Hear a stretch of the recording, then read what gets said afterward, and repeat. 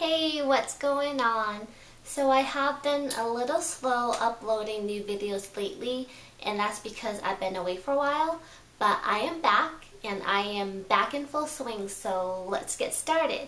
Today I am going to be making eggplant parm, and I know I want to make eggplant parm, so in my base we have eggplants. And for the method of heating, I know I want to bake this because it's probably the easiest way of making it and it tastes good this way. So that's our method of heating. And for the flavoring, I am going to be using fresh tomatoes, mozzarella cheese, and some Italian seasoning. So this is my take on eggplant parm. Let's get cooking.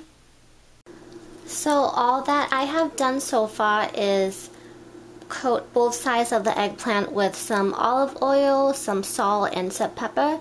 And now I am going to add some tomatoes to the top of the eggplant.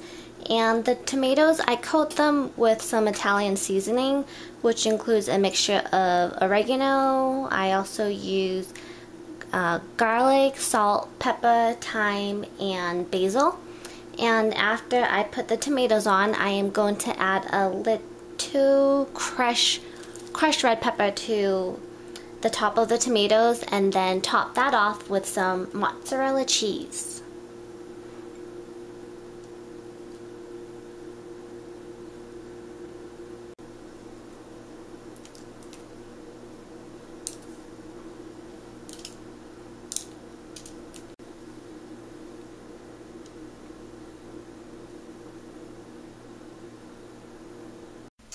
I have just placed them in the oven and they look a little bit funny right now, but after the cheese melts they'll look a little bit different. And I like my eggplant tender. I also like tomatoes when they're cooked. So these guys are going to stay in the oven for at least 20 minutes. I am putting them on 400 degrees and I will see you when they're ready.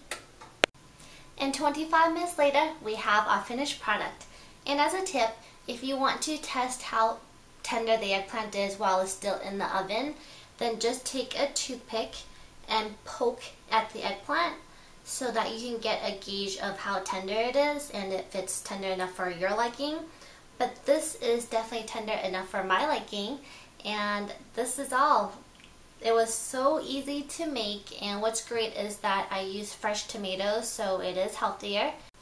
And eggplant has never been my favorite thing to eat, but I think once you discover food in a different way than you have known it before, and it tastes a lot better, then it's not so bad after all, and it might become your favorite thing to eat.